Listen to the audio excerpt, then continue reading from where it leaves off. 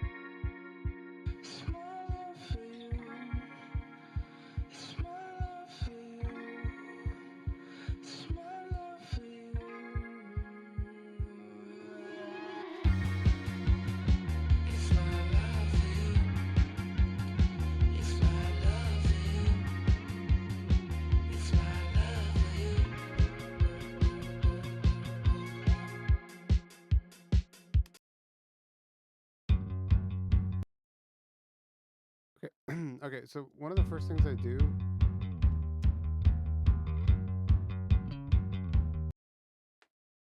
is I get the key and the BPM of the song.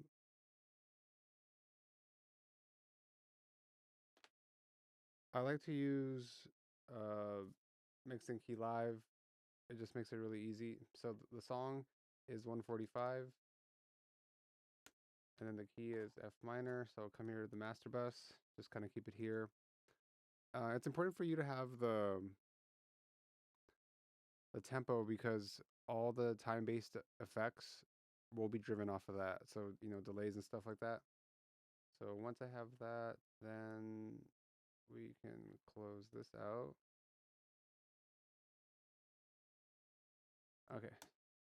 So I already imported the files, but I did want to show you guys one thing when I import stuff. I always set up my sessions at 48 32-bit float. 32-bit float because it gives you a little bit extra headroom. Most stuff comes in at 44.1. These guys actually sent it at 48.24, which is awesome. So I'm not upsampling anything. I'm just copying it over, and it's going to switch it to a 32-bit float. So the first thing I do is listen to the song to make sure I have everything. I already kind of checked that beforehand. So I do have everything, but I'm going to play the song through and then I'm going to start organizing everything. The biggest thing when doing a mix is the prep work.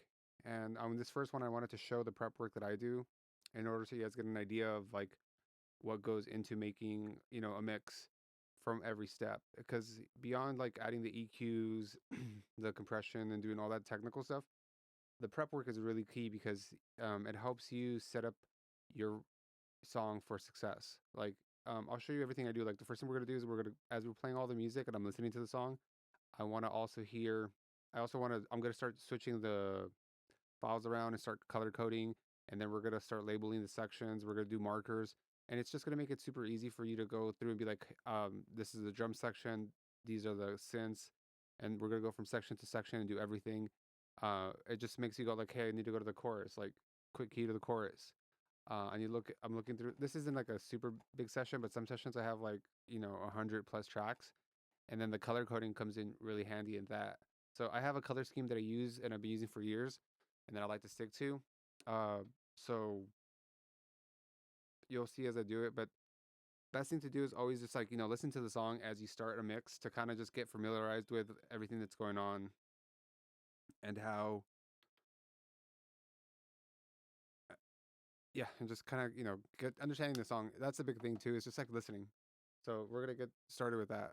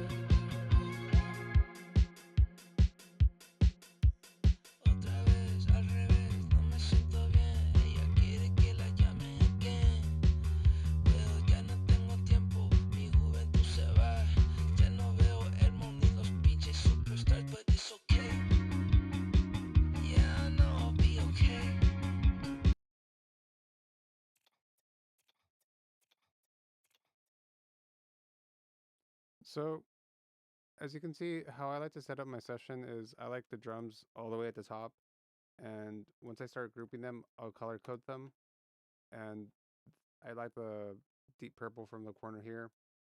Also to note, on Pro Tools, when you go to settings, if you click here on general color, I like the track type and the track color to match. It just makes it a lot easier for me. Some people like all the clips to be different colors. For me, that makes it a bit of an issue. Sharp minor.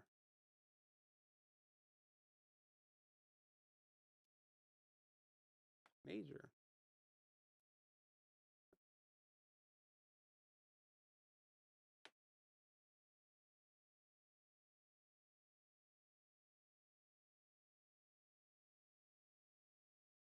Okay.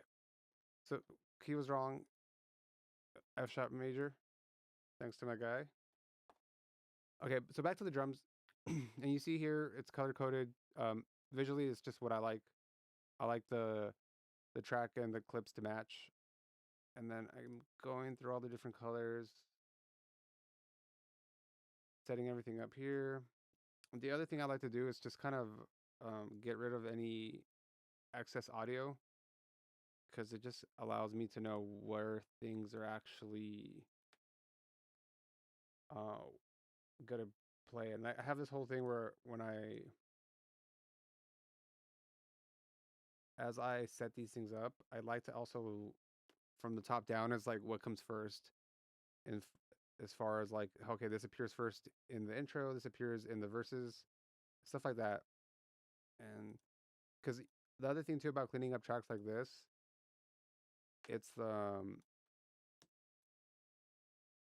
there's some these tracks are pretty good. Like I'm all the way maxed out, and you can see I don't see a lot of noise, but a lot of tracks from people they have different saturations or they have like cassette tape emulators and all that stuff, and it's a ton of noise. And whenever you print stems to send out, those actually like get extra loud. And if I have like let's say you put a tape emulator on all the tracks, that's a bunch of noise. So I try to clean it up with this stuff in order to just remove that stuff, but and it just makes it cleaner of a session as well. But these guys are good because they actually delivered with nothing, no other noise. You can see in all their tracks, everything's pretty cool, clean. It looks like there's been fades made, so it's also just super easy. But all that stuff really does matter because it's just like a little bit of like 1% here, 1% there, and it all seems to add up. So here, let's see. So this is strip silence. This is also a tool that I use sometimes with Pro Tools. It has a quick command of okay, so it's Command U. If you press Command U on the keyboard, it pops up, and you can kind of see here. It's kind of telling you where it's going to actually cut, but you can see it's cutting some of the file there. So I'm gonna switch it here, the threshold, and then I'm gonna clip end pad, add some of that, and then strip. Boom. Once it does that, I also like to do a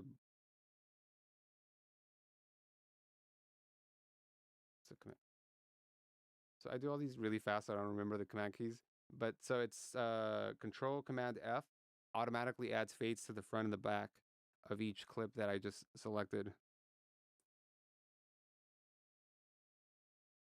And let's see here. See, like this one, it doesn't always get everything depending on how much like of riser it has, or not riser, but like some like sounds like they have like a little bit of something afterwards, and it kind of wants to cut them off, and I don't want it to be cut off. So, but let's see. No, yeah, like this one's good. Yep. And the prep again, the prep work for a song is just super clutch, and it makes the process of mixing a lot easier. Everybody that's doing a ton of mixes, like the prep work is just so important. And once you kind of set up your own template and you set up your own methods, you start adapting these things, and it just kind of becomes kind of like repetitions and all that stuff that really helps you just understand where you are in a session. So you can be working on any different genre. You can be working on a different, like, let's say you do 3 mixes a day. If you see all the same colors, if you see the same type of markers, you're at least going to understand that system of it, and you don't have to think about where am I in the song. I need to find the drums. I need to find percussion, and like as I mentioned, like some songs are very dense. They're like 100+ tracks. In those sessions, it's even more important. I don't know what this is. Let's see.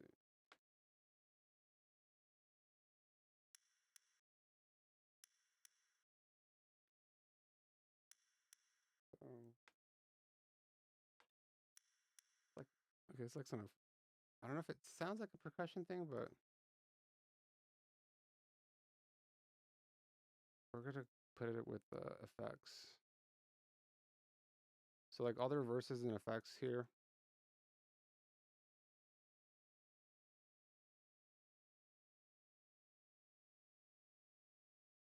I group together, and basses I group together. And one thing that I have, I think it's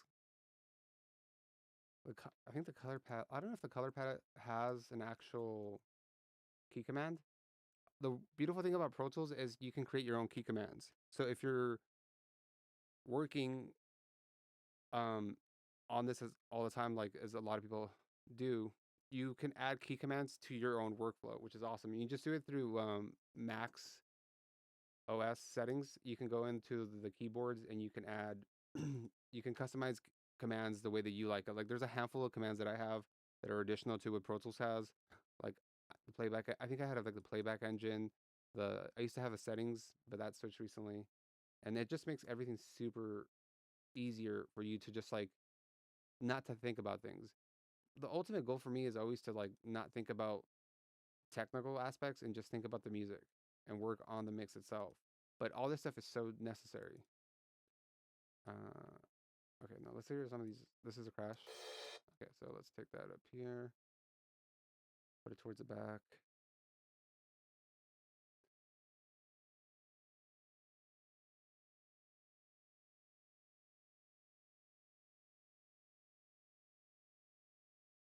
Okay, let's see what this is. Oh, that's a guitar. Okay, so guitars, since this is only labeled hook lead, let's put it in the guitar color for me so I know it's a guitar. Intro guitar. Okay, that's good. So what's this high thing? Okay, so that's a vocal. Let's do the vocal. Okay, we got filtered kick. Let's put that with under the box kick. So I know I'm moving pretty fast, but it really helps to just kind of go through the workflow of the setup. Let me see. Rhythm guitar. Okay, so I like to have guitars after basses, so let's just start moving things here.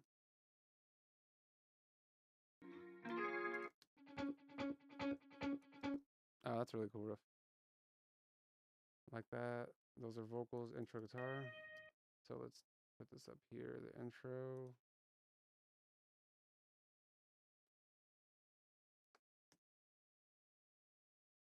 I haven't used strip silence too frequently as of late, but I might have to add it to the workflow.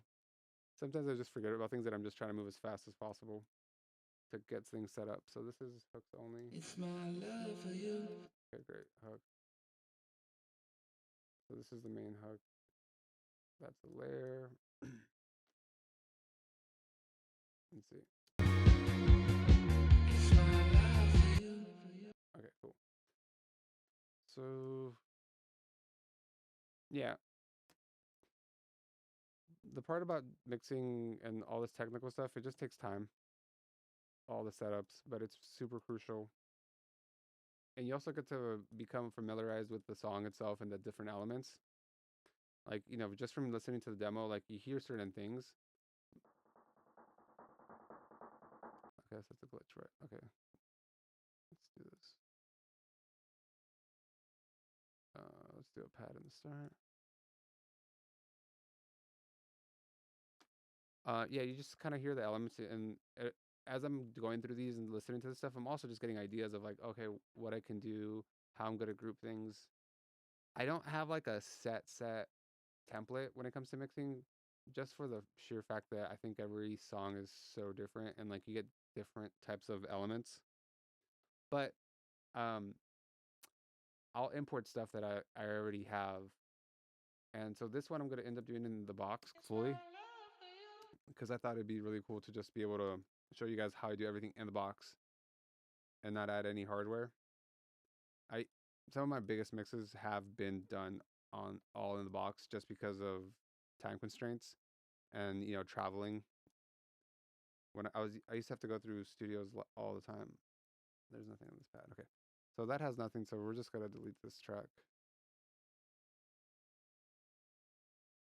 So here's another pad. We'll put the pad here. Cool pad here.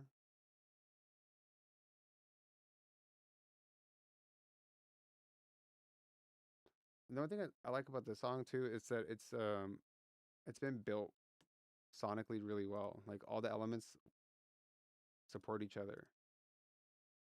And that's something that you kind of have to do in mixes if it comes where it's not the best, like sound selection or some stuff is kind of clashing. You have to kind of go and fix that as well as when you're doing your mix.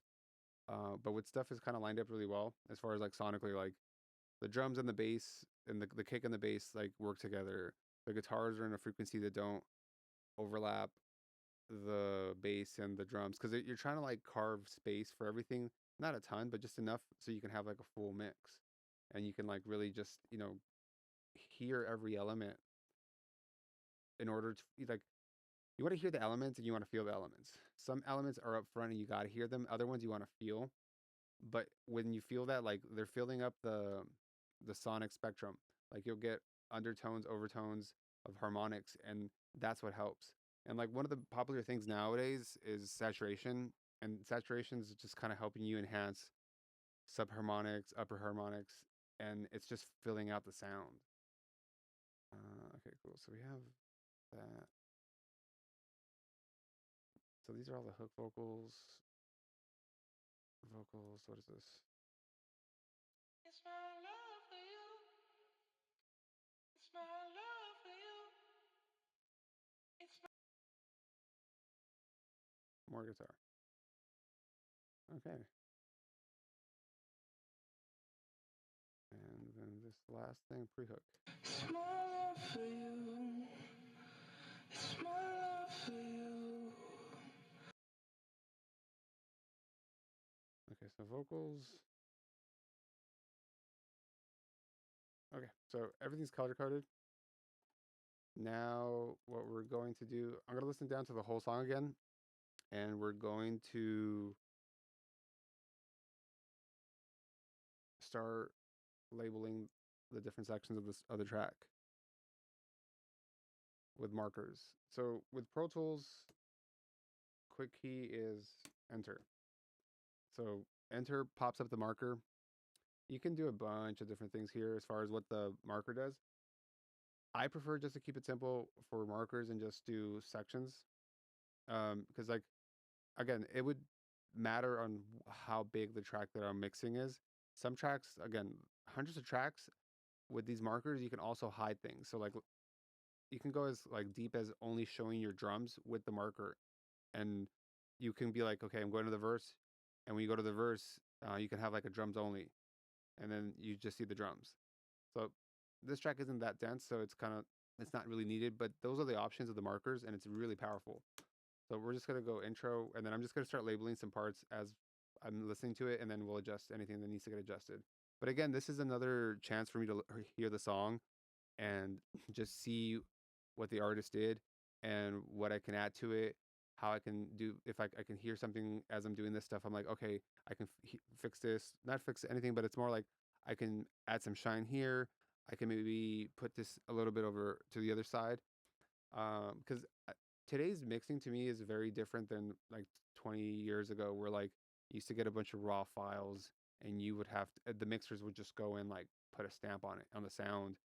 And nowadays like drums come finished. Like the artists, the producers have worked so tediously on those sounds that you're just gonna take it from where they left off. And this is definitely like genre to genre based.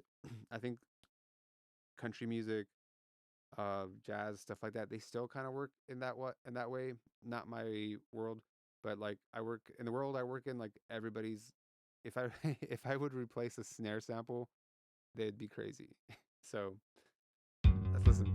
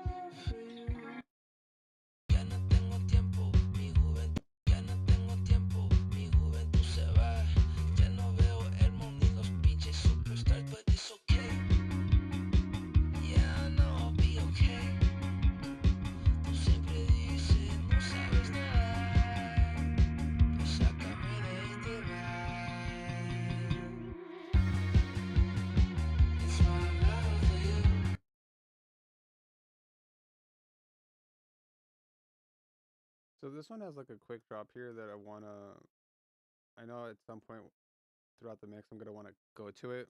So I'm just gonna add this marker's drop.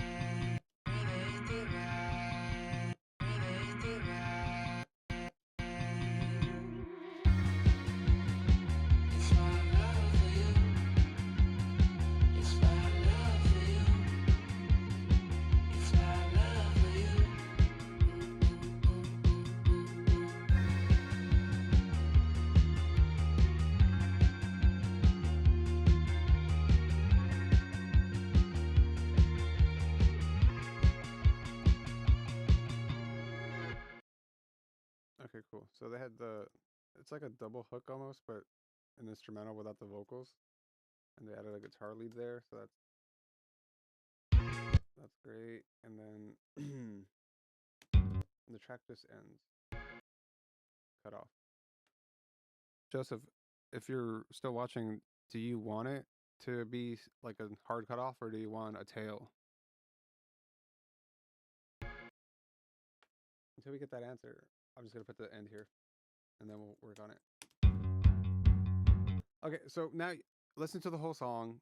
As I'm listening, as I mentioned, I got some ideas, especially like during these drop sections, because they have a lot of drops, and that's a perfect time to like, you know, add a little reverb tail, do something in the background so you can kind of hear it, and little those moments are really cool because like as you're mixing it, you can make sure you make it a moment. So that's why I highlighted that drop. The pre is almost like a full drop as well.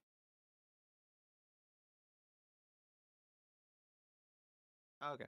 Well, yeah. I think I'll add reverbs and stuff, and I think we'll create a fake tell from what I have. Um, Joseph, who is from the band, is on the chat, and that's been super helpful.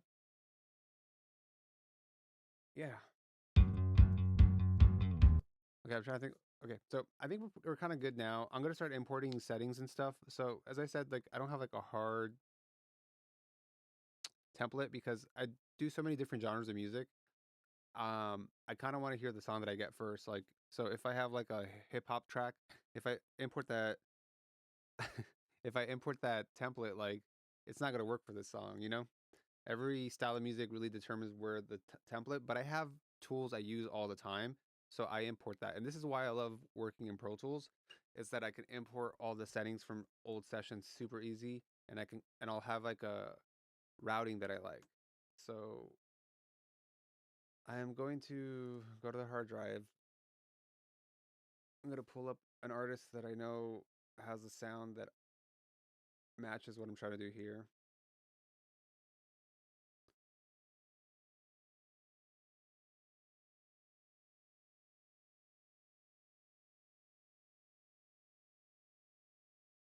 I'm going to say this one. So I had a console a few years ago, so I always have to make sure I'm doing it pre-console or pre or post console. And now I have a sub mixer that I use from time to time. Okay. You know what? Let me show you guys the quick key. So it's Command Shift I. Nope. Yeah. Okay. So it's Option Shift I on the Mac, and then it's gonna be this import session data. Now you can also go from File and go import. Where is it in here? Session data. Okay, so cool. So if you're not a quick key person, I highly, highly recommend you learn quick keys on Pro Tools or any DAW you work in because it speeds up your workflow. But if you just go to File, import session data, and then I'm just gonna go to my projects, oh, my folder here. I don't know why it's going slow there. Cool. Where's my guy? Cool. So I know this is an artist that it's an indie rock type of thing, and it's gonna have what I need. So once you select the session you want to import from, this whole prompt comes up. I'm not trying to import any audio from the session, so I remove that. And then I also don't want any of the automation for the volumes and mutes and sends because all that's going to be fresh. I just want the plugins and I want the routing to be there because that's going to just speed up the workflow. So my settings are there. I press OK, and then I'm going to select what I want to bring into the session from, and that's going to be like the drum master, and then all these. So I have Devil Lock, Crush, Kick and Snare Crush, Drum Crush, Drum Dirt, Drum Crush Aux, Drum VCA. Okay, so we're doing that. We have a bass guitar here? We do have a bass guitar. You'd be surprised how many songs I get without a bass guitar. It's been pretty funny, but it's just what things are nowadays. Let's see what this is. Music aux. I don't know which one it is, but let's see. Drum all, effects all, master. We'll just connect here. Cool. So I'm gonna import all this stuff, and then we're gonna kind of go through some of what it all means. Uh, what's going on with the vocals? That's so okay. Okay, so this is my template when I was doing a lot of routing in the box. Oh, okay, we don't have trash. Okay, so this is an old template, but it's the same idea. I'm routing everything internally, so you see into these auxes here, and I'm treating it like it's a console. Like in the SSL consoles and a lot of like the old big mixers, they would use like SSL consoles, and they would route everything through different groups. So I'm doing the same thing into the box, and then I'm also applying the SSLG compressor. So all the groups are kind of going here, and I'll create some additional subgroups into auxes as I'm building this. But this is just kind of like, hey, this is my quote unquote console because I'm running everything through this. It's gonna have a certain flavor to it, and I know that flavor because I've worked in it so much. And then yeah, that's it. That's crazy.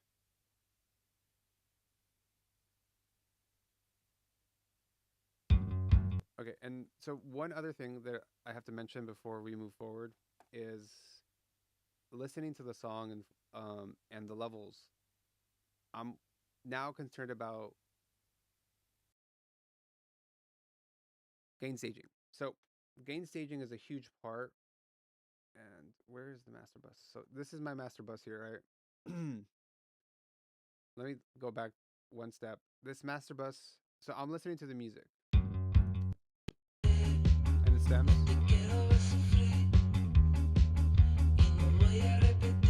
You see how I'm not hitting the red or the orange? That's because I lowered everything by 6.5 dB.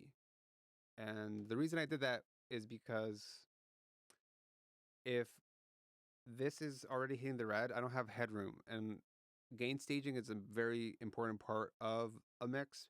You want to leave headroom because a lot of the plugins are based off of hardware. And when you were running audio into any hardware piece of hardware, it has limitations. Like you just like it's got to distort. Like you don't want to overload it. So and sometimes you do, and that's part of the sound. But when you're first starting, you just want to get the levels to be where you have enough headroom. So I created a group. So when I first opened a session, I dump everything in there. As I'm playing stuff back, I'm checking where it's all at. I'm checking how loud it is to make sure I give myself that headroom. So I'm gonna blow your ears out real quickly, but I want to show you.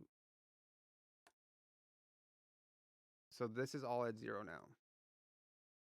So this is all the tracks I got from the guys. They're at 0 now.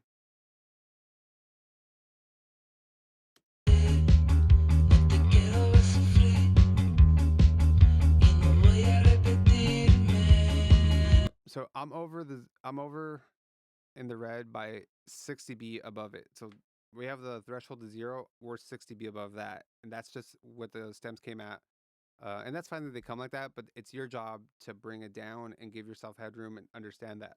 So when you're working on a fresh mix and you're starting, as you're listening down, make sure you have headroom. So I just group all the files really quickly, then I take them all down until I no longer am in the red. And so I'm clearing the meters here. And it's also really good to play like the hooks where like the most instrumentation is, because that kind of gives you the best idea of how loud things are.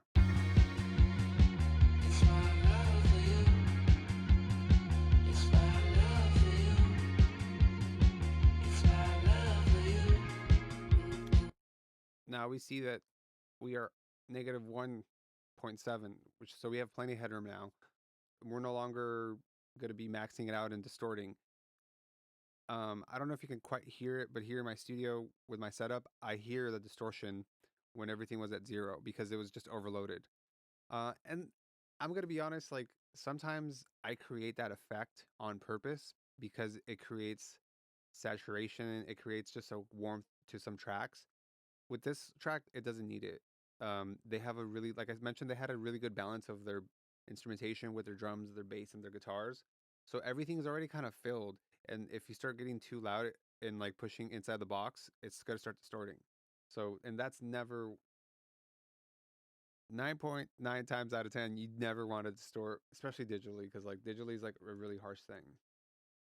Okay, so now that we imported our stuff, let's go start routing things into this this setting. So I'm gonna bypass my master bus, and I'm just gonna first get the routing going, and then we're gonna start turning the stuff on in the master bus. But the one thing that I do want to turn on off rip is going to be heat. So this is a Pro Tools feature. I think it has to be Pro Tools Studio or HD Ultimate. It used to be HD. I think it's Studio now for like the heavy studio work, and they have Ultimate, which is more video, but it has this feature. Heat is incredible. It's supposed to be. It was made by the guys that did Crane Sun, the Phoenix, and they also do a lot of amazing hardware. That is, they're like the kings of tape emulation and just like high end stuff.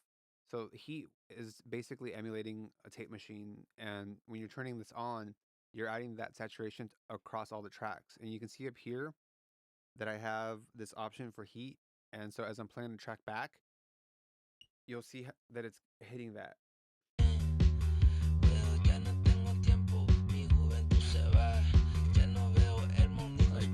You see it there. And as I start adding processing, like you'll see more of it, but like it's all hitting that, and it just kind of gives it a bit of a tone. Now, there's the drive, and then there's the tone knobs here. I push back the drive a little bit, and then this tone's a little darker than going to the right side. And the reason I do that is because I'm gonna be adding compression, limiting EQs, and as I do that, I don't want to I don't want it to be too bright, because then I'm pushing that brightness. I want it to be, so with the tape machine emulation, if it's a little darker, it's great for me, because by the time I get to my final stages of two bus processing, it's lower. Like the high end isn't already here, and then I'm pushing it louder. It's a little bit lower on the high end with this stuff, and then I can add more.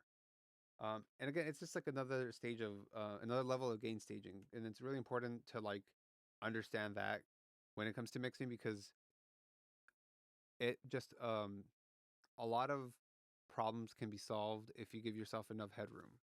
You know, especially with big basses and 808 and kicks, like you need to have that there. Okay, so now let's go back to the drums.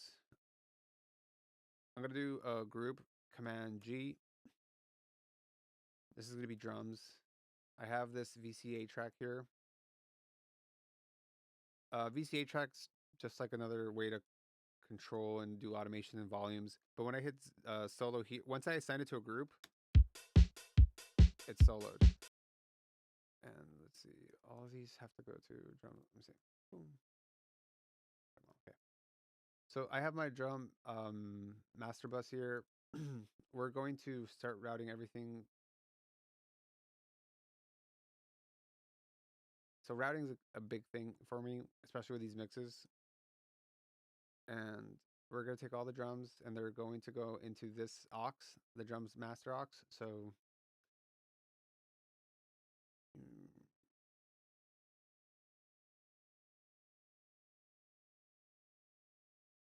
cool. Okay, so as I'm doing this, you're going to see that I can't hear anything. It's because everything's being routed into an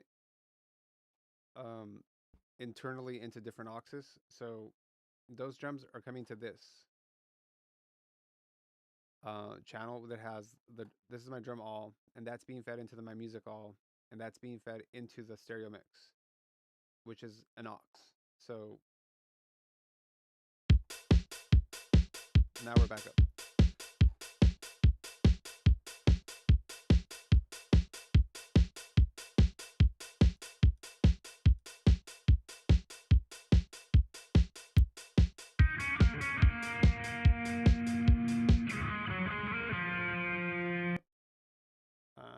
Okay, so if you see here, we just heard a guitar got added to that by accident. So we're just gonna put that back to a regular output, and then we're going to color code.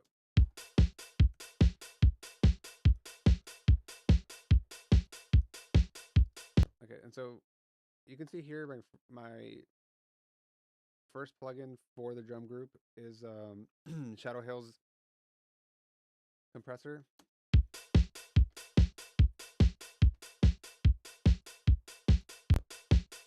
It's not doing too much lifting. Currently, I'm not using the optical side of it. I'm just using the discrete side, which is this meter. And I don't have it's not a lot going on because it's just I have a 3-to-4 ratio. It's a compressor. 3-to-4 is my favorite setting. I have a fast attack, and then I have a pretty quick recovery too. Not too quick. Let's see. Okay, we're gonna adjust the threshold because yeah.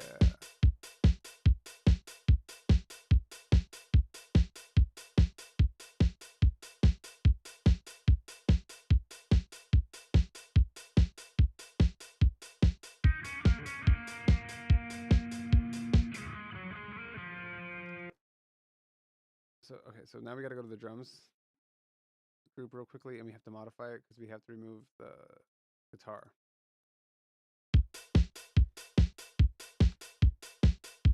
Let's see. Okay, great.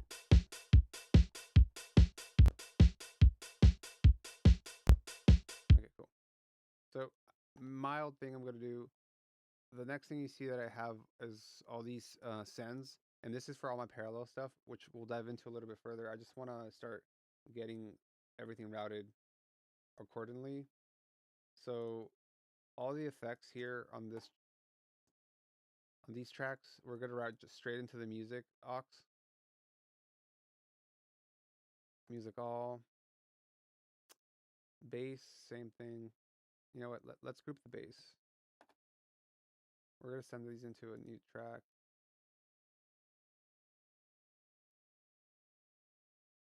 I have a feeling I'm gonna treat them the same. So if I can just control it off of an aux, it makes it a little bit easier.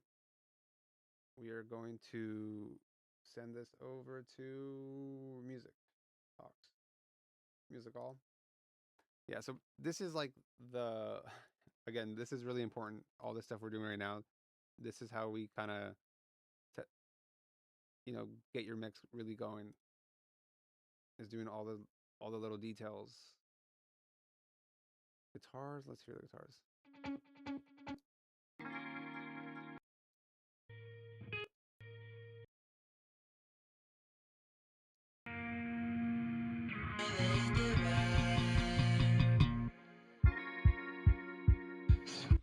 Okay, I think we're gonna just send the guitars straight. I don't think I'm gonna aux them because they all have a different characteristic, and it's not something that I would really group.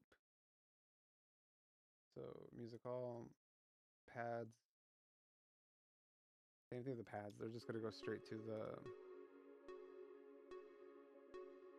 Ah, nice. Okay, so as you can hear it right now, like I couldn't hear that in the mix, and I think it's more of a felt thing. But we're gonna make sure you can feel it a little bit better, and you use some of those notes and tones to kind of like give a richness to the song. Musical. Okay, vocals. Yeah, vocal group aux is just a must. So we're gonna create a new track, actually.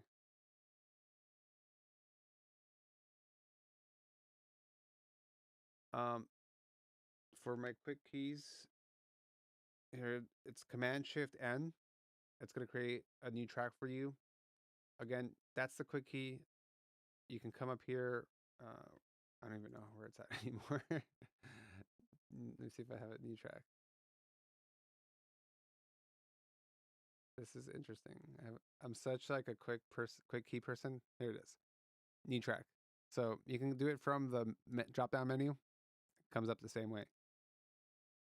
We're gonna go here, select an aux input, and just leave it blank because I already have routings from previously setting all this stuff up. We're gonna go here and select the hook aux. The vocals on this are very kind of the same tone is throughout the whole thing, so I don't want to really change it too much. I'm gonna have the same treatment for everything, and then I want to glue all the different layers of vocals together. And I already had some routing, so I'm gonna rename this hook aux, and then this is going to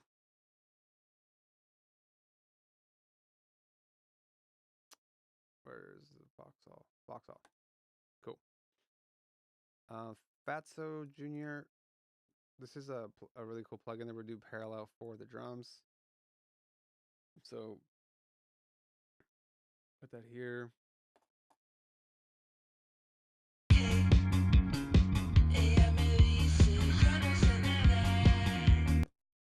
then we have to route these to the aux now. And you can see everything's routed into this internal aux system. And I'm no longer playing anything just out through the speaker, through the output 1 and 2. Everything's going through the routing we created because I muted it and nothing's playing back. So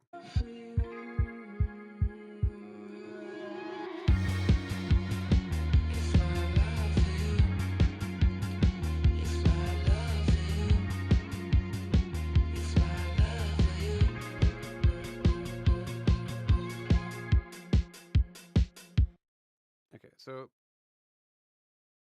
have everything routed. There's a few things that I want to import now though, vocal wise that I do.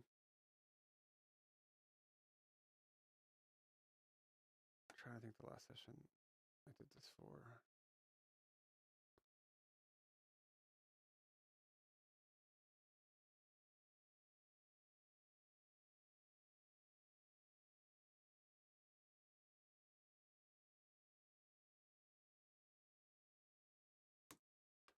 Okay, so here, do I have it here? Yes. So this Vitalizer and this Vox Pop Crush.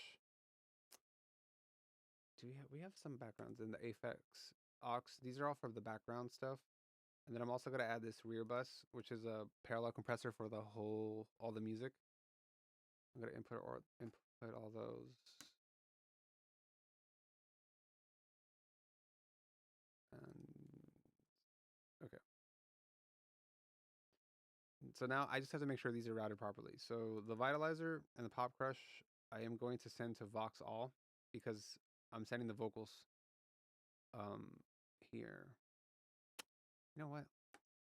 I've actually been doing this lately. I've been sending the parallel compressed sounds into the same output. So let's see how this one works. So and these two are just for the main vocal. So I'll probably drag it up here under his two mains. And those are the only two that get sent into these. And then this one, the Aphex aux, it's for my backgrounds. And again, they're all going into the vocal. So I kind of want to put them into the main vocal aux because so there's two auxes, right? There's the hook aux, which is all the vocals together. But then I have this subgroup here, the Vox All. And different times I used to send the parallel sound into this, but I kind of want to send it into the aux just because of the way that his vocals are so dialed in already. I don't want to. I want to group everything. I want to compress everything and put it all however I want together, and then have that go into that. Because otherwise, the parallels are just acting on their own. As far as they don't like they're on the side and then they come into this other group. But I don't want to do that because these vocals are so dialed in. If the vocalist was like, if I got like a dry vocal or it was more of like a sung thing, I would probably send it over there because I wanted to first treat it and then blend it in. Okay, and then the rear bus. Where's my rear bus? Cool. So the whole rear bus thing came from Andrew Sheps. He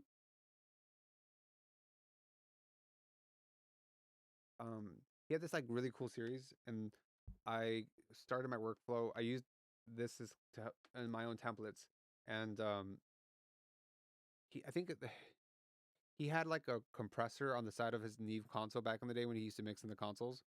and he would send everything to this compressor through the output through the back of the console. I think that's why he called it the rear bus. And he so what he did, he took everything he did out in hardware with consoles and put it into the box with Pro Tools, because he ultimately now, like, he's all in the box. And most big mixers are all in the box. Um, and he created this, and like I've used this for years, and I love it because it adds a depth to all the instrumentation. So we have to send it into the group of all music, right? Yes. Cool. So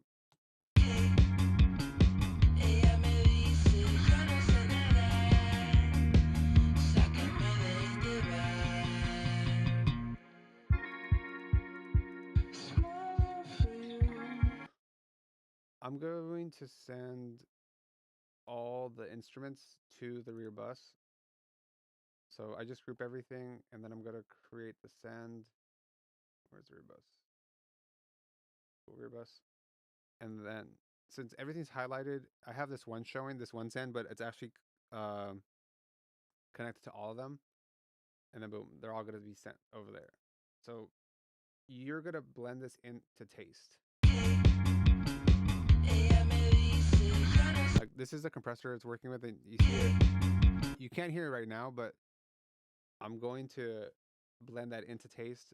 I just wanted to set up the routing. So that's set up. I think we got to do the risers too, all the riser effects. So let's send it to them too. These ones we might have to like not put as loud, because these effects are kind of attention grabbing things, and when you put it through like a parallel compressor, you might bring out the wrong things, like the wrong frequencies, and you don't want to do that. You want to have it more something that's warm to and appealing to the ear and doesn't take away from the song. Rebus.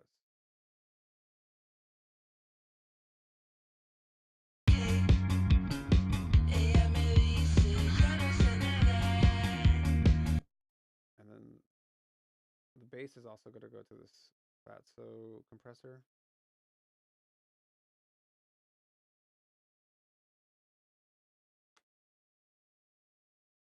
Okay, we're just going to send it all in now. Go here.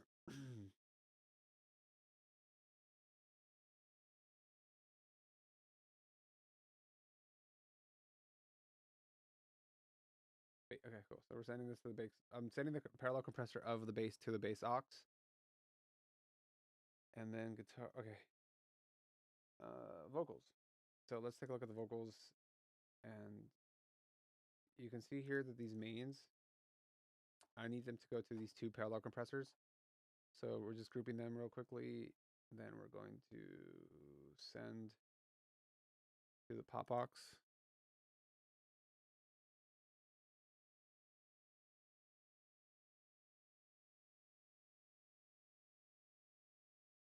And turn that all the way up. And then we're also going to go here and do that again with the vitalizer. And then, cool. But I don't want them, all this stuff I don't want to be heard yet. We're going to work on that.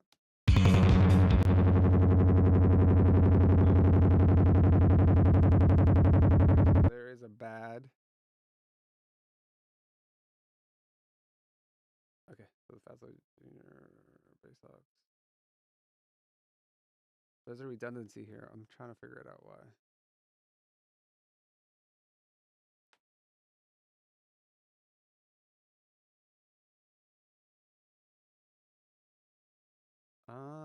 Let's see here.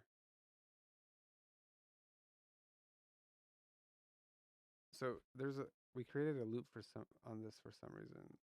Bass aux.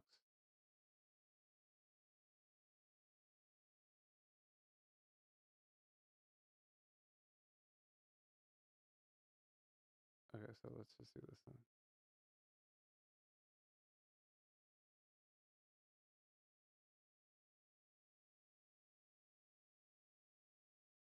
Okay.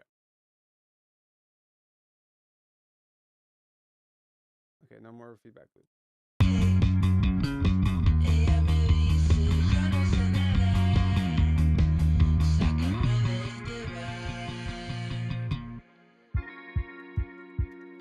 So the one thing about the stems in the song right now is that it has a good balance. Like they were delivered really well, so I don't have to rebalance anything. Usually I would have to take the stems and kind of sit here and work on balancing the parts, but they did a really good job. So I'm not sure if they mixed themselves their own music, but it's really well put together already. Because one of the steps that we're not really gonna have to dive into here is balancing before we start adding processing. Because there's a ton of times where like things would be just completely out of whack, especially if like I get dry stems for like vocals. And I try not to even work with too many dry stems because as you can hear in this song, like that vocal chain is clutch to the personality of the song. And for me to recreate it, and like I'm spending time trying to recreate a sound that they've already mastered. So, but yeah, it's a really good job here, which is awesome. But that's not always the case. Some cases, like I think the song for next week, that one's gonna be interesting because that one we're gonna have less finished elements. So I will have to be balancing it out, and we're gonna go through the process of balancing it together before we can even like start where we're at now. Like, what do we just do right now? We did all the routing, we did all this, all the color coding, we grouped everything, we got everything ready so it can start the mix. But there is that step of balancing. But these guys, they killed it. So Joseph and Juan, great work, guys. So now that we have this here, since we're here already, I'm gonna start the two bus processing because I am a big believer that you wanna mix into the bus processing.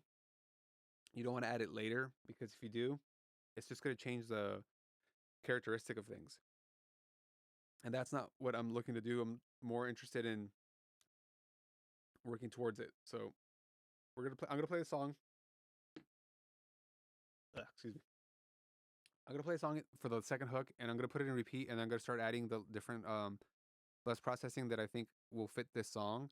And once those are all on there, then we'll start mixing things into it because they carry so much weight into how the final product sounds that working into it is my favorite way to go.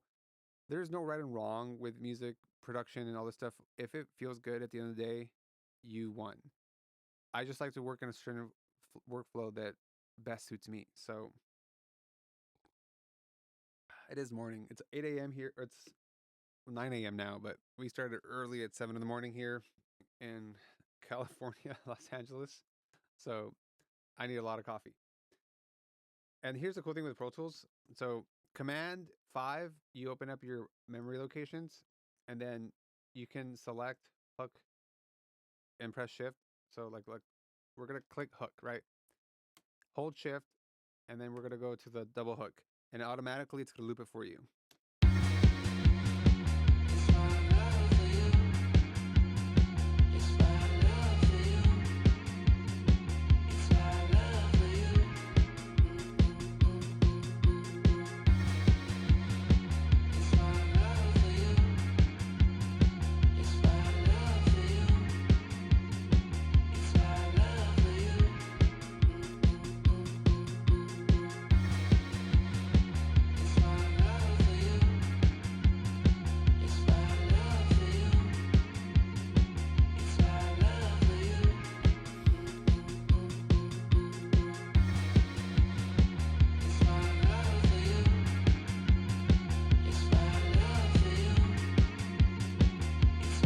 Okay, first plugin is the J37 from Waves, and this is a tape emulator again. It's really cool. There's this preset called Mastering Fat, Tight, and Open Stereo. I just like to make sure that the noise is off. I think it has got a noise level. Yeah, so let's just. I don't like noise, but I got this tip from a friend who worked for a really big mixer. He was an assistant, and he was like, "Use this," and like I was like, "Sure, I'll try it." And like, it's from like records that everyone I know on this chat has probably heard or will hear in your life. It's just they're massive records, and like yeah, he likes his plugins. I tried it one time, was great. That's the cool thing about like the community of engineers and producers here, especially in Los Angeles and also around the world. Um, I'm always sharing. tips with everybody, and like I've had a lot of friends that we worked here in studios, worked for different people, and like we all kind of share information, and I think it just is to the growth. We all can kind of like learn more things and grow together.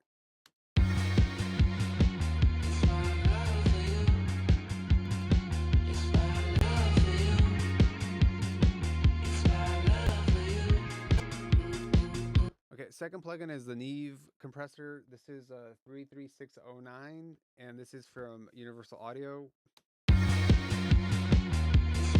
One thing that I always do is I have it on mono as opposed to stereo, because that way each side is being treated differently, and it's going to give me more of a stereo feel.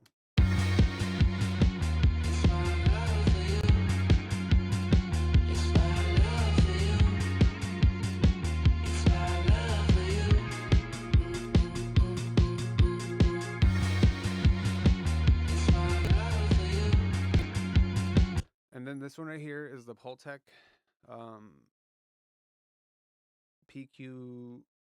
EQP one, just a classic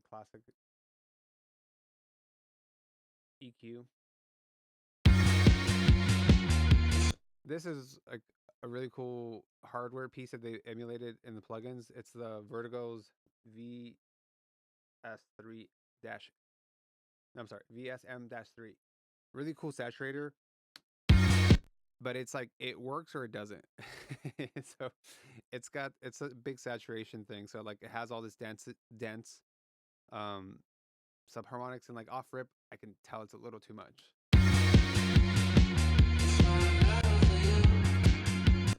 And this song doesn't need it, so we're gonna remove this one. I am gonna do one thing though, is I'm going to, yeah, we're gonna add a EQ up front. This is this is to create a little width in stereo. Let me see. This is again from Universal Audio.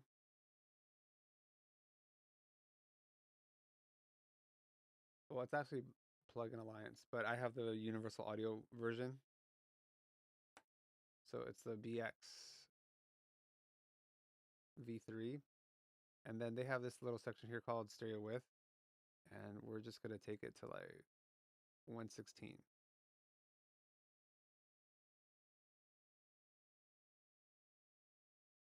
Cool. And then the other thing I like to do is mono maker. I like to make the low end mono. And this track is not so. This isn't like a dance track. Hip hop and dance tracks, I would probably take this to 80. But this is more of like, this is like an indie rock vibe. Like you kind of want to have some looseness above 60, but you want that really low end to be tight.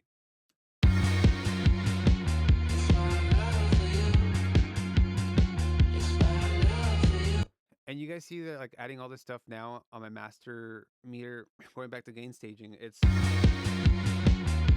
we're peaking, but we're gonna correct that as we start adding limiters and other things. So then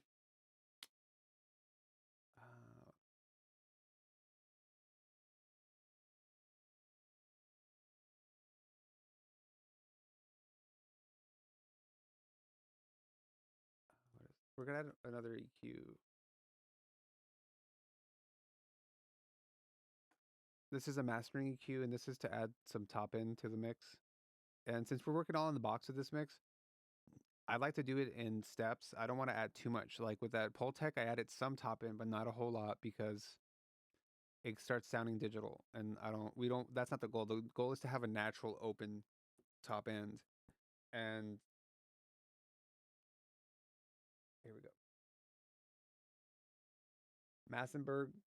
This is a mastering level EQ. It's a hardware piece. So we're just gonna pick it up here and 16K. We'll start with like 4. It's a little extreme, but it's a lot of it you don't hear. And then I like to do 30 for warmth, and then I just give it like a little boost. So it's like a little happy face thing, but it's great. And then the next thing I'm gonna do is the fat filter multiband. Yeah, no, did I do the right one? No, I went multi mono. We want the stereo.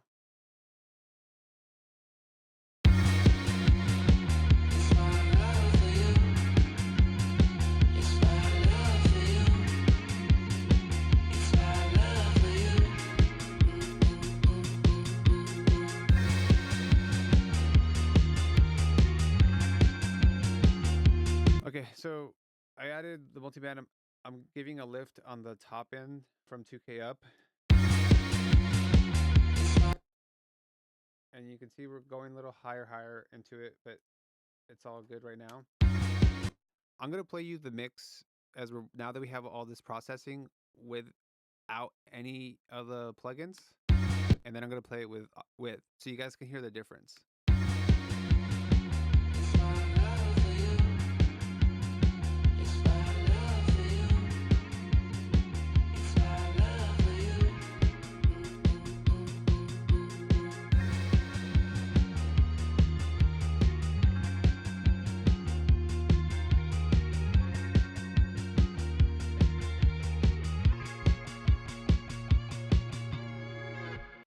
Okay, so now we're going to play it with all the plugins back in. So here's another quick key that's going to be very beneficial for everybody. Click on the track you're on and Shift A automatically turns everything off, and you're bypassing. Shift A again and they're back on. So let's take a listen to that hook with all the plugins.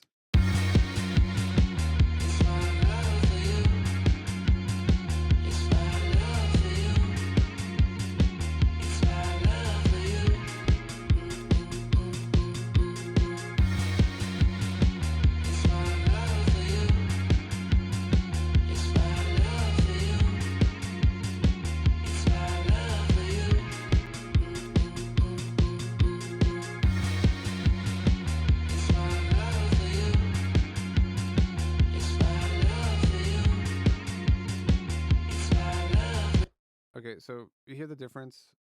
Really awesome. Like it brings it a lot. It's a lot. It's a little. Obviously, it's louder, but you can also just hear more of the frequency spectrum. I'm adding my final plugin here. So I'm gonna do a little bit more routing real quickly. So I'm gonna create a track, an audio track, and I'm gonna title it the name of the song, "Love for You," and then this is my naming. I do SH Mix 1. So this is how and you can see my session has been saved as SH Mix 1. That's just how I know that it's my mix and what version it is. And this is a huge thing when you're going back and forth trying to recall sessions. Okay, when I have the Brainworks here, this is the BX limiter True Peak. Absolutely goat limiter. My favorite. I basically have this on every project. And it has a really cool settings. It's got the saturation called XL, which I don't use on this plugin. I'm actually going to put the actual XL limiter just for that saturation feature. I take off the high pass and low pass filters. I leave the foundation on. This is kind of like a tilt EQ that kind of lets you remove some low end or add some low end and like boost the highs. So if when you remove the low end, you're boosting the highs a touch. When you're raising the low end, you're tucking the highs a little bit. Either way, however, if you need it. Uh, but what we're gonna do now is we're gonna go to the internet and we're gonna type in this website's called Next Fever, and we're gonna go to the delay calculator loads. So we're gonna type it this is why it's important to know the tempo of the song. It's 145, and then you're gonna calculate the time of the. So I'm gonna calculate the time. The limiter is going to be put. It's going to be working at a kind of a time based according to the tempo of the song. So the limiter is going to be reacting and hitting things to the tempo of the song in a way that we can continue to not lose like the low end. It's really clutch that this works for when you have a lot of transients hitting.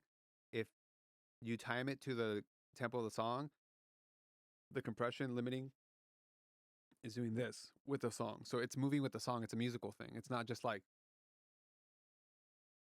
we're doing it to the eighth, so we're not really losing that rhythm of the song and you're just adding to it.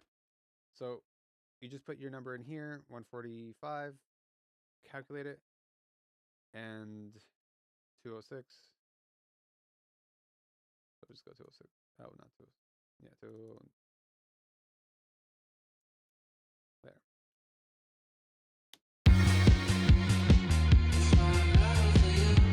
Okay, and as you can see here, we have some metering, we have some gain reduction going on.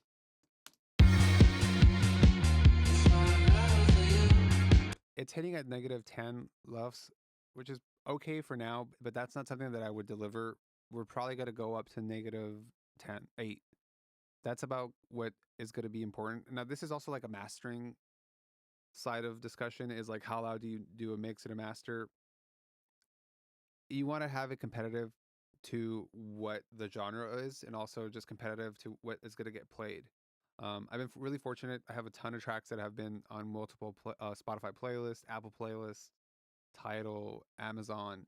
I've been the top playlisted song, and I've been in the top with like major artists. You know, I've been up there with my tracks number 3 below a Beyonce release, and I mixed and mastered those songs, and it took a while for me to understand where you want to deliver things, because when it comes to DSP and streamers, they're gonna lower you, and you really have to understand how you deliver it to them, and this is part of it. But not too much a mix thing, so we're not gonna talk too much more about it.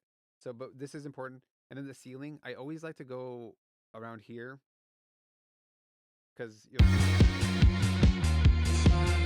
you guys noticed that like we were over, but now that we have a limiter, we're under, and we're -0.3. Reason I do this is, again, it's a mastering thing. One of the bigger mastering engineers, like, was he always delivers everything around this. I think he did the older Billie Eilish records, not the last one, and he does massive stuff. And he was just like, just having that much headroom with the True Peak stuff makes a difference when you import into DSPs and when you print. So these are things that I kind of are just like ingrained into my process, and I'm just sharing you. And we'll also add some gain to the track with this.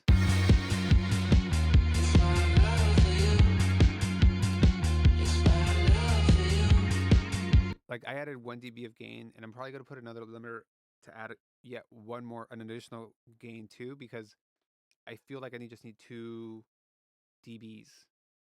But before we do that, I actually want to add that XL that I mentioned earlier. We're going to go with this XL, and this is like a saturation thing. Um,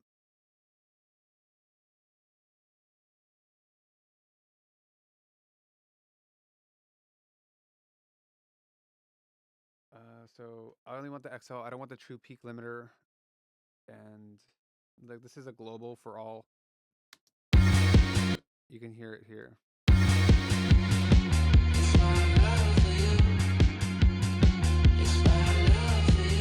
So it just adds excitement and stuff. 44 is a lot.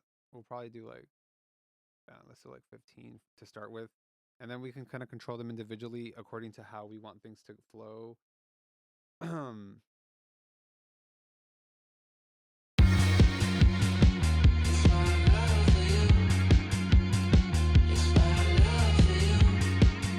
okay. So I quickly forgot. We added the new track, right? So a few steps back. I'm adding an additional routing because I'm going to print the mix in the session. So I created an audio track. The audio track, I labeled it the name of the song plus my initials and the track we're in. And now we have to route it. So the input of this track is going to be ST print mix. And then the stereo aux that we've been working out of, we're going to route to ST print mix. And then we're going to do input monitor so we can hear it. If I turn that off, I can't hear it. So it's kind of working like we're working into a recorder, like the old days where you're recording into tape, into DAT machines. Like you would have the tape machine or the DAT machine, and you would have it active so you can hear it going through the consoles and all that stuff. Same kind of idea, but just in the box. Um, but the thing that I'm going to do here is add my plugin, um, Metric AB. This is another clutch plugin for me. This is for metering. So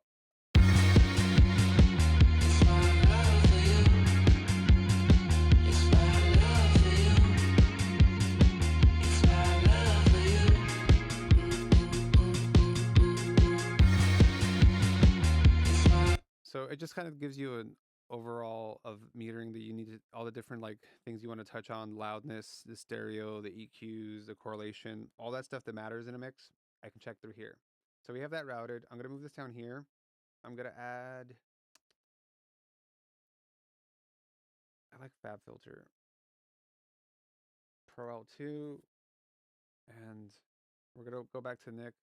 We're going to set this limiter at a 16th, and that's going to be 103, 103, 103, 103. But first, okay, so I've always used this. This is, I saw this, who used this? Josh Goodwin. He does the Bad Bunny stuff and Justin Bieber. Um, so I've used that setting forever. I got to change it, but one day. How much is it? Okay, 103. Okay, 103. Let's do 103. So again, same purpose, just cutting and knocking out. You wanted to, I wanted to work to the tempo of the song.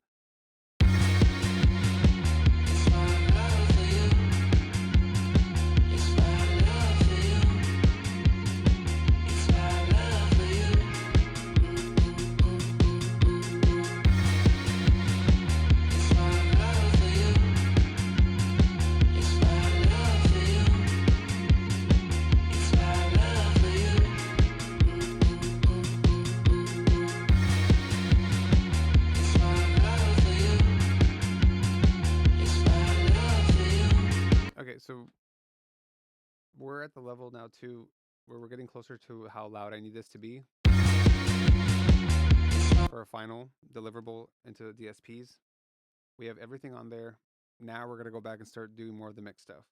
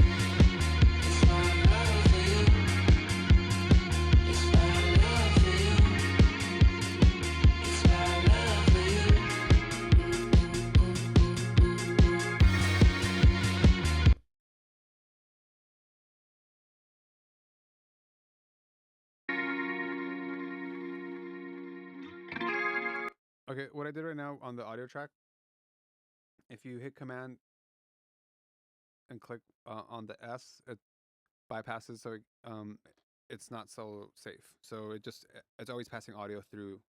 And since it's my recorder, I always want to hear the audio. If I solo different things, I don't have to go and press solo on this. Automatically, everything gets soloed. So right now I'm kind of rebalancing a few things because I think the bass overall just got a big boost. And so I'm lowering that so I can get the balance. I want to make sure the top end is working. I added the parallel compressor on the instruments and just getting a little bit more of the depth that I'm trying to find. But you know what? Let's look at some of the meters from the groups.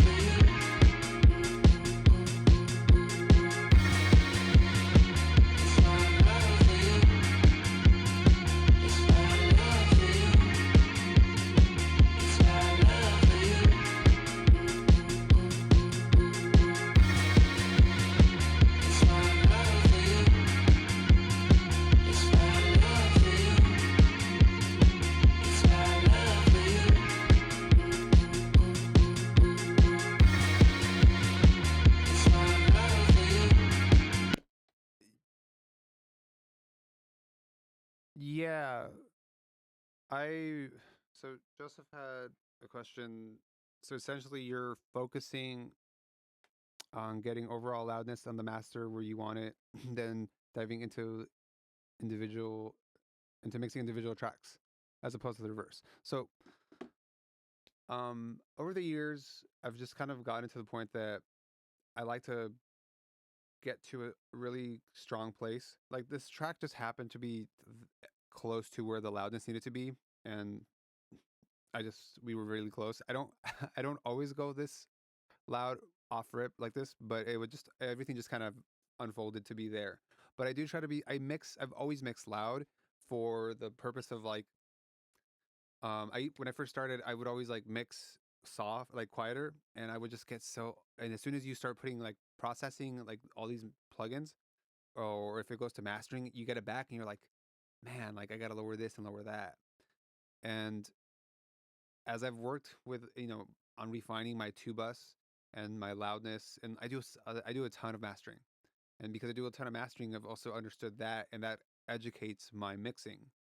And I know that if I can get it to that level or close to that level, it's going to be basically ready to go, and I'm not going to have to make additional changes, or things are not going to pop out.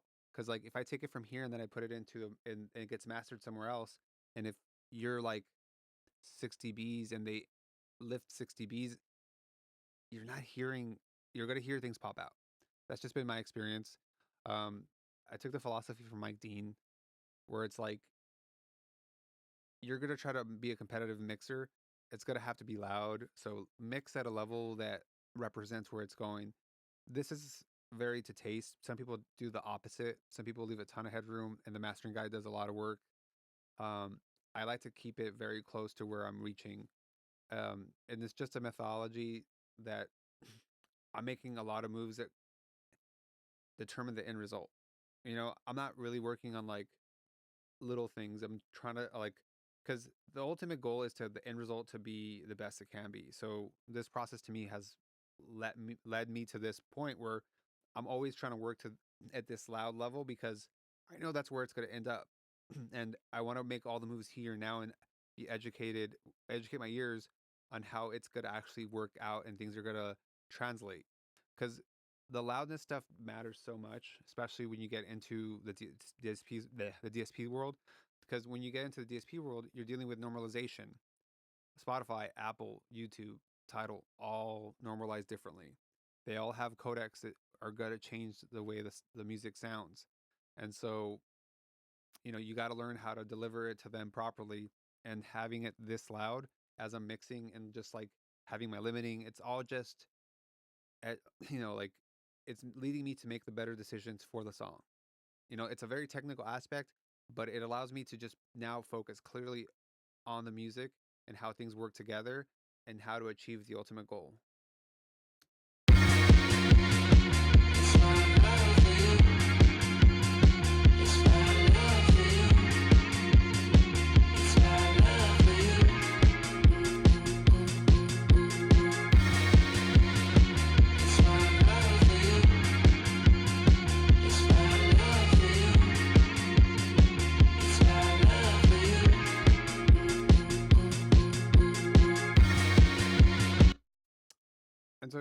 You know how we touched on the key earlier in the song?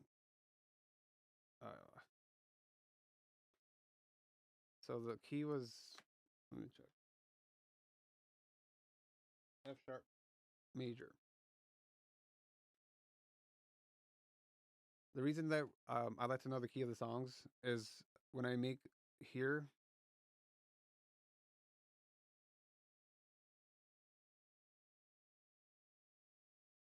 I do. You can make EQ moves based off of the notes in the key, and that's been very beneficial to like when you're like, I got a kick and I'm not really hearing the top end.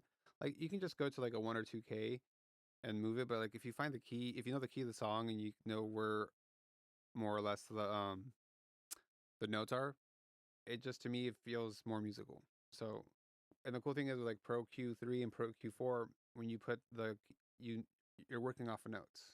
So this is the tonic right here, F sharp. You know, so you're like, hey, I want to boost the like an octave, and then you can do like a fifth and all sorts of stuff. So that's another reason why I like to get the key of the song.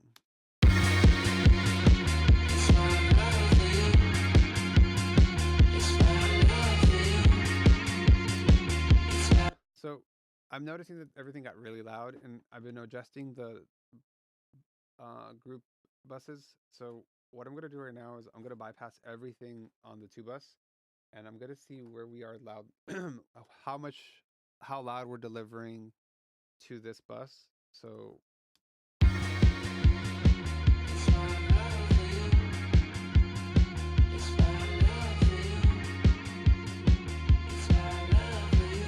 okay, so we went up a few dBs. You can see here we're at 1.3. Before we were delivering at under 0. So we're going to group these three, or I think I have a VCA sub volume. So I already have no. This is gonna be the subgroup. This is a different one. So I'm gonna click on these four that all the elements in the song are being fed into these four subs, and these four are going into the master stereo mix aux. So I'm gonna group these.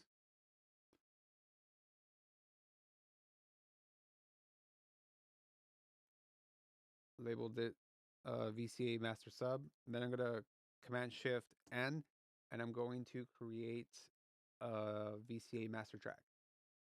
And then I'm just gonna call it sub. VCA sub. Cool. Assign it to that master group, and then I'm going to lower it by 2 dBs.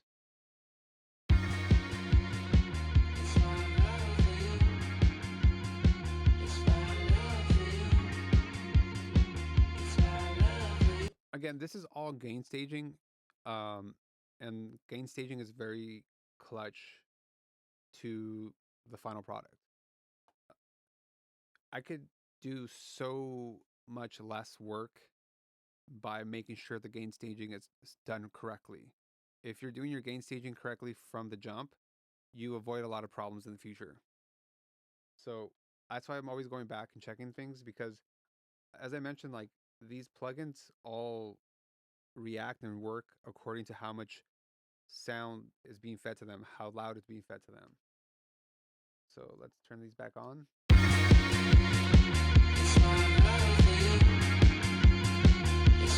So we lost a dB and about dB and a half of loudness, but I think that's going to be fine because as we start mixing more of the record and adding all these things we're doing, we're going to make that up, and I can always just add an additional boost with one of those plugins. So let's just keep going through the process. Let's look at the drums.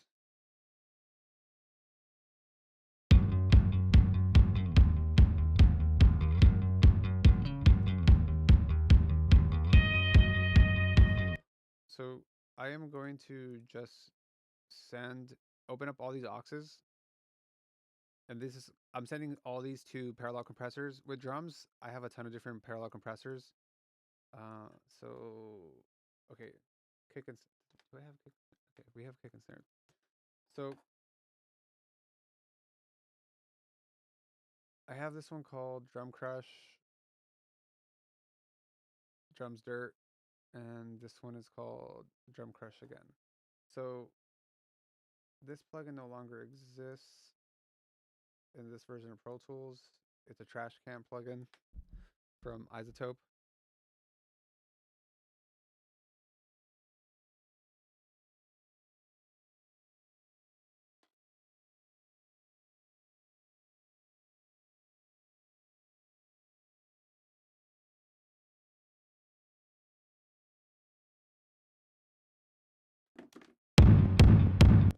Crazy, but you're not. I'm not gonna see. I'm not gonna use all of that. Um, we're gonna bring all these down, and then we're gonna slightly add them into taste. A lot of the stuff, a lot of the moves with mixing and music in general, and like when working on stuff, is you don't want to make big moves. It's a bunch of little moves. Like I've already added with everything we've just done so far, maybe 15 to 20% at most. And by the end of it, 25% is a lot of adding and subtracting to fine tune the final mix. Um, you don't want to be doing too much of heavy lifting because you're going to take away from the song and what the artist intended. So, since this track, I have a kick and snare individually out. I can send the. I have a kick and snare aux.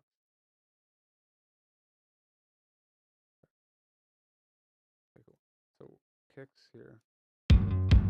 We have a few layers of kicks, and I think I only want to do the main kick. I don't want to do the boom kick.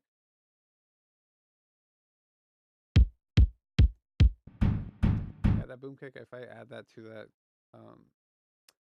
pellet compressor, it's just going to sound pretty wild. So I'm going to find the send here, and we're going to kick and snare, crush. Cool. Send that over there. Then I'm going to copy this send and go here to the snare track. And then let's lower it.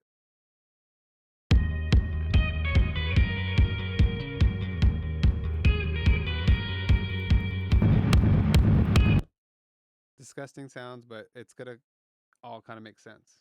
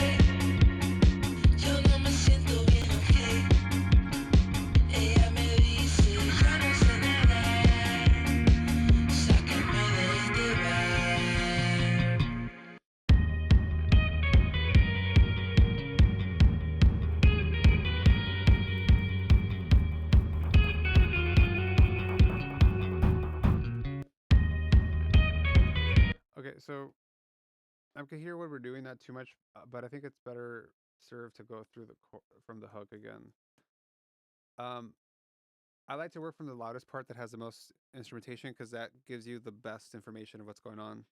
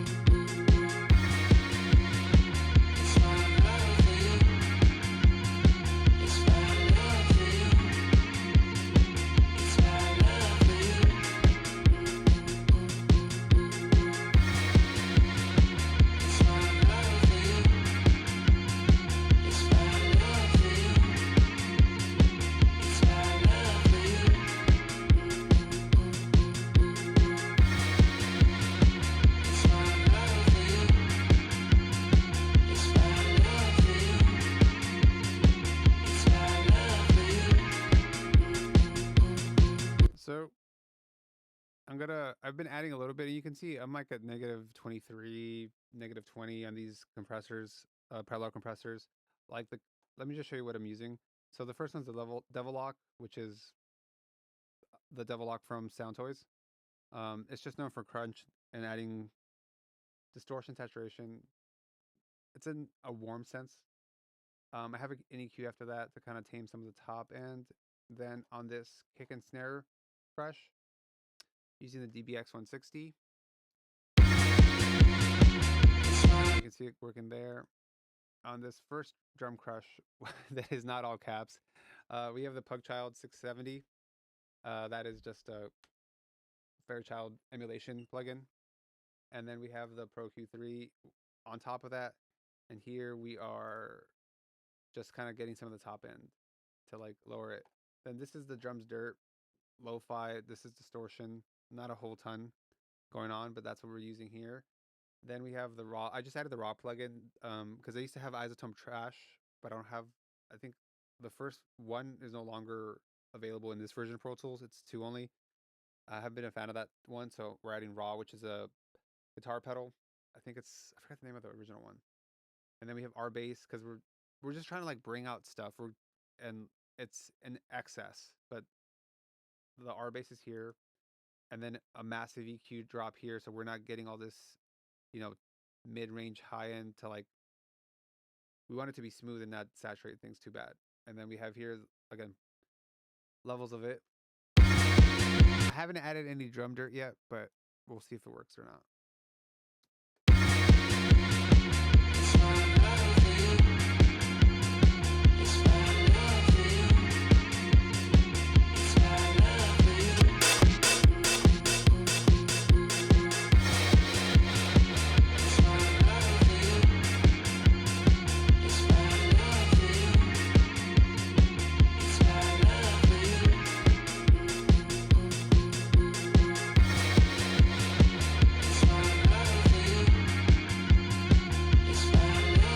Okay, so we added a lot of character and like just the mid and top range and a little bit of the body.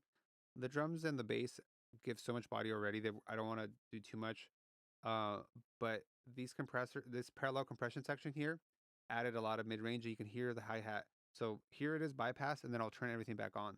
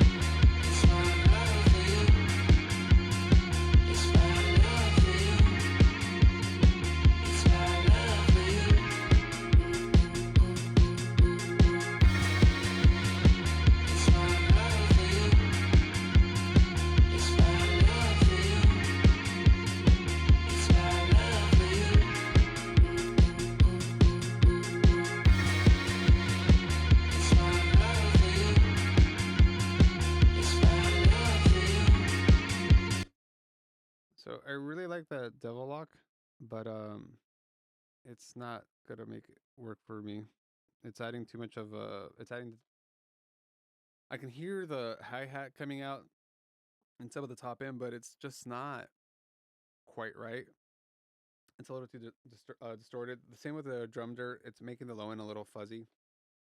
So I do like the drum crush, all caps. And here I'm using the Vulture Culture. Uh, just an amazing saturation box. It's an actual hardware piece, and this is an emulation of it through UAD.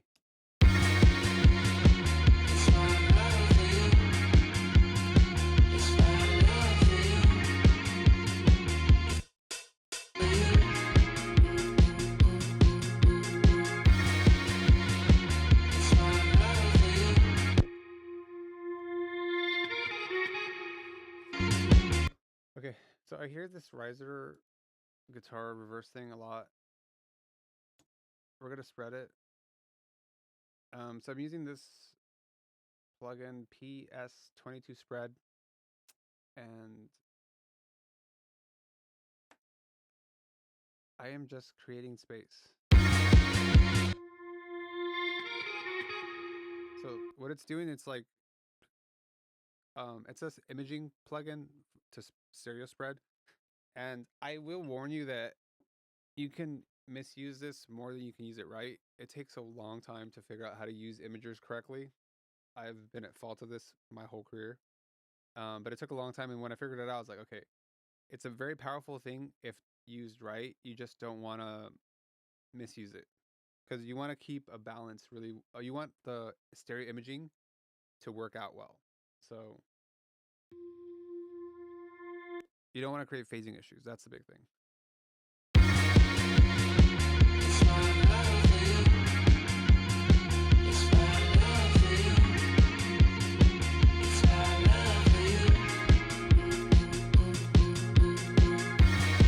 So with the plugin, it just, instead of it being like here, it's a little here, because we still have room in the sides of with this song to kind of push some things to get that low end, like that center really tight and really focused.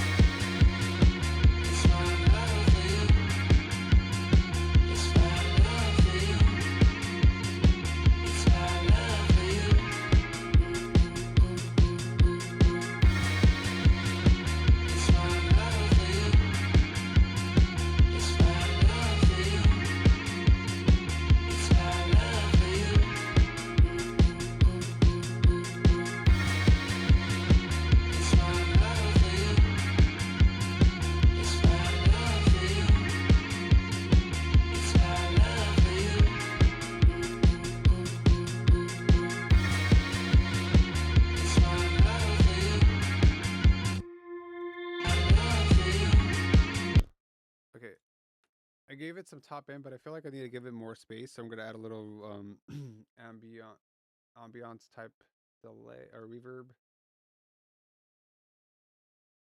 Okay, let's see.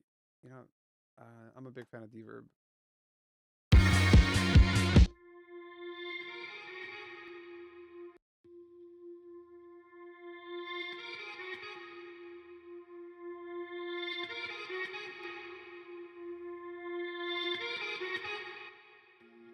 So how I'm using this reverb is to like move it back. Like I wanted some presence from the top end, and I wanted to spread it out, but I also want to move it back, and reverb kind of does that forward backwards thing, and that's why I'm trying to add it here because I still wanted to. I want to hear it because it seems to be very like part of that of the section.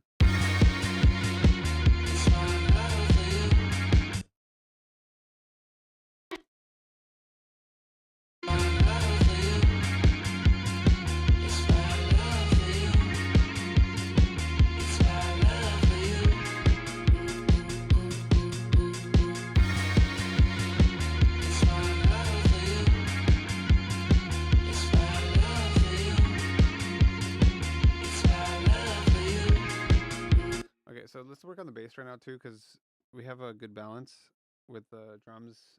That little effect was, I wanted to make sure we had it. So when we listen to the bass, I remember we have this fatso here, and we also have this rear bus.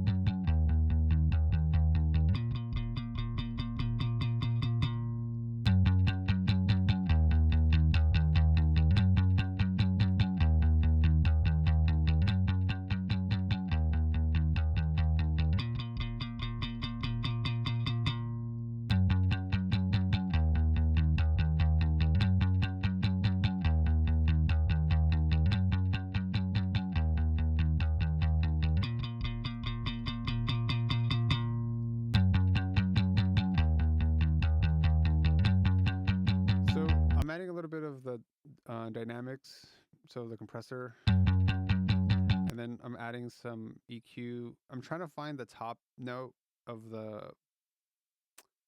bass spectrum, so it's like really cutting through.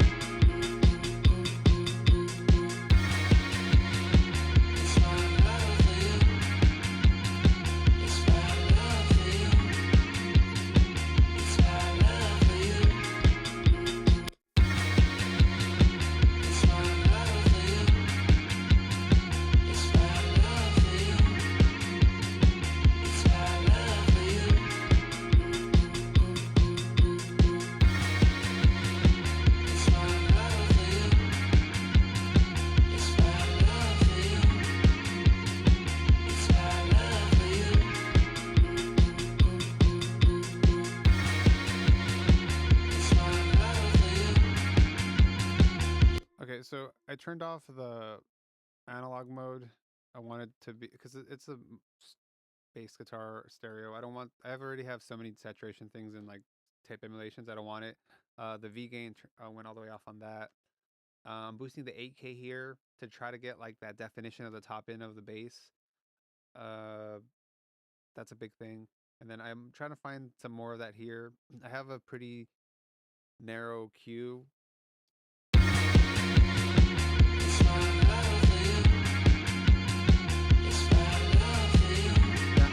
So what I want to show you now too, though, is I'm going to turn off the parallel compressors on the bass so you can hear it.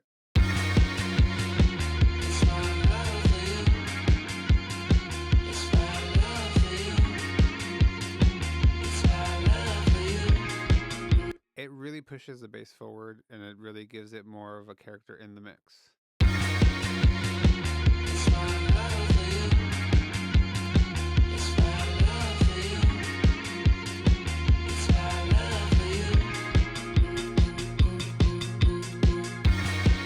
But see, at the very end, I can tell I pushed this too much, so we're just going to drop these a few dB, a few dB2. I think once you find the sound where you want to bring, sometimes you just got to bring it back, because I don't need the bass to take that much presence in the mid range. I just want to get it to a point where it's clear.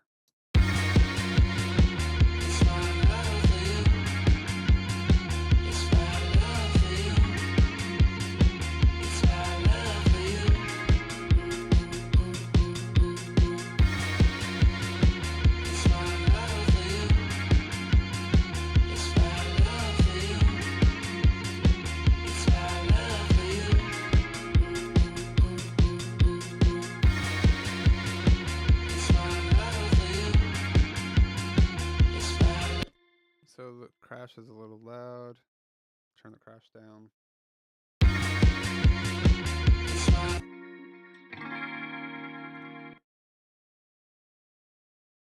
Try to find the guitar that has the picking.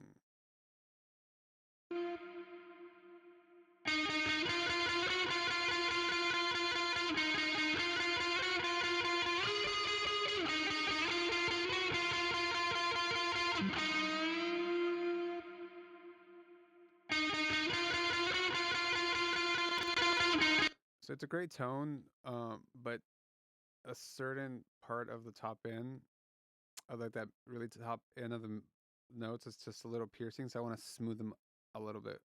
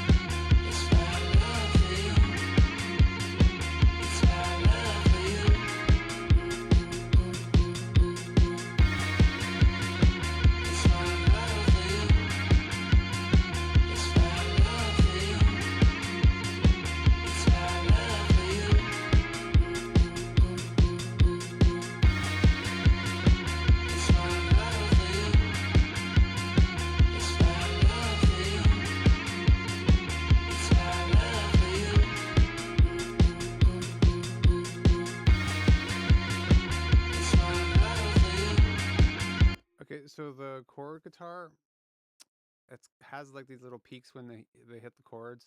So I'm just trying to limit them. So, but I'm using this compressor, this R comp. I set it to like a 10-to-1 ratio, which is about a limiter.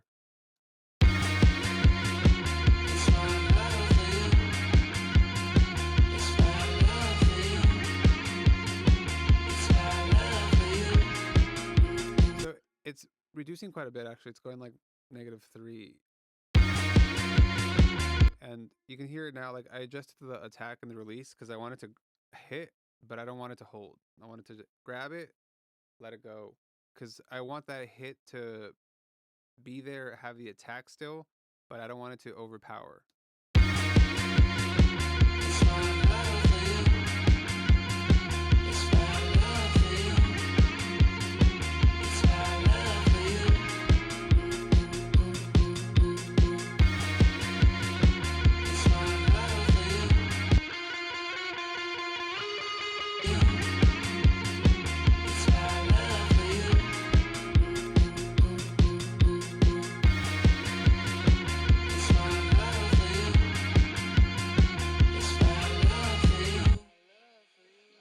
It's my love for you.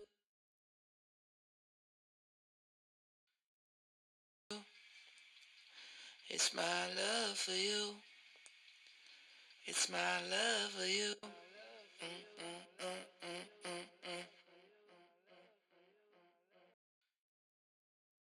It's my love for you.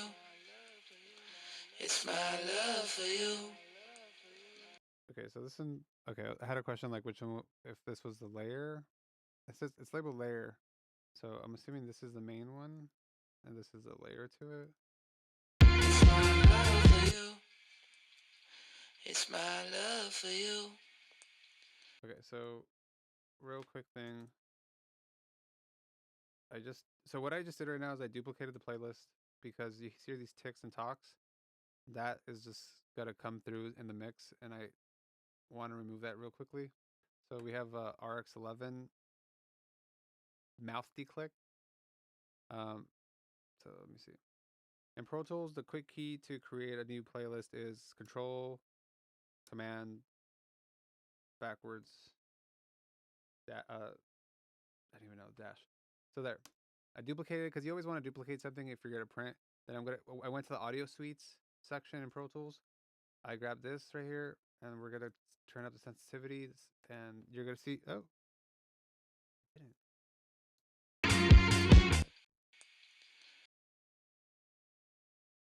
okay. So if the mouth declick didn't work, then I have the declick. It's supposed to be different things, you know. Like the declick is for like overall. Mouth is focused on the.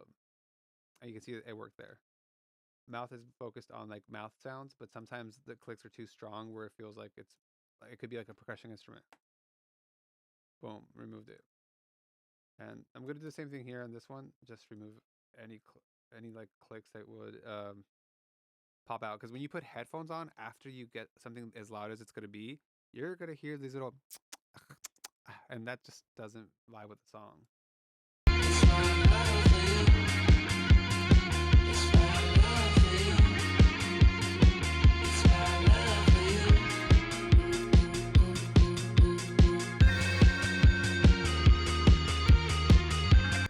That last lead is super cool. It's a great little lead.